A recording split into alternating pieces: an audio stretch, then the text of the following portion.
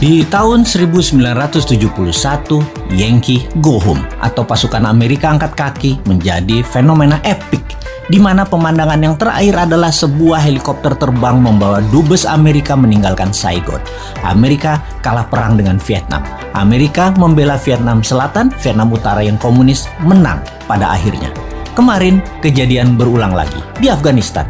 Sebuah helikopter terbang di atas American Embassy membawa dubes Amerika keluar Kabul. Yankee Go Home.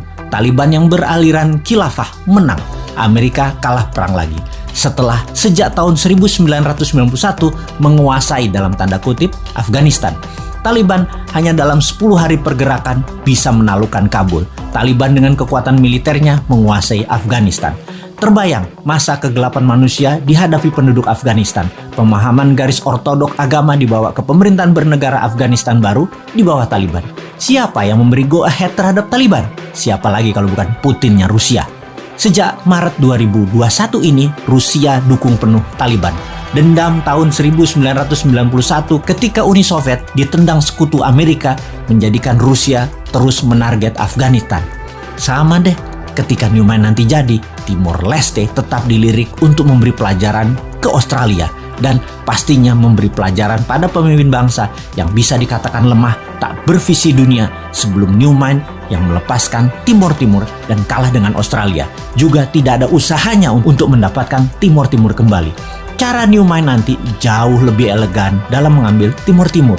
Kita bangun Timor Timur dengan printing money, dengan produksi-produksi Indonesia seperti di kawasan Kek, yang lalu finish produknya kita bangun jalanan, mall, kantor, pusat belanja, jembatan, 1 juta rumah di Timor Timur.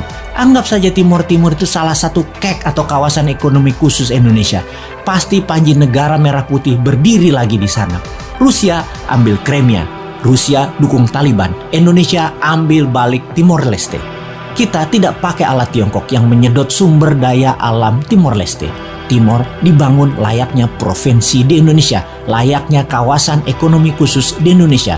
Nanti ada referendum di sana, mau integrasi kembali dengan Indonesia atau menjadi wilayah khusus seperti Guam di bawah Amerika, atau seperti Puerto Rico di bawah Amerika, atau seperti City of London di bawah Union Jack, seperti City of Vatican di bawah Italia. Apapun itu, bendera merah putih dan rupiah serta emas, transaksinya berlaku di sana. Transaksi emas, ya.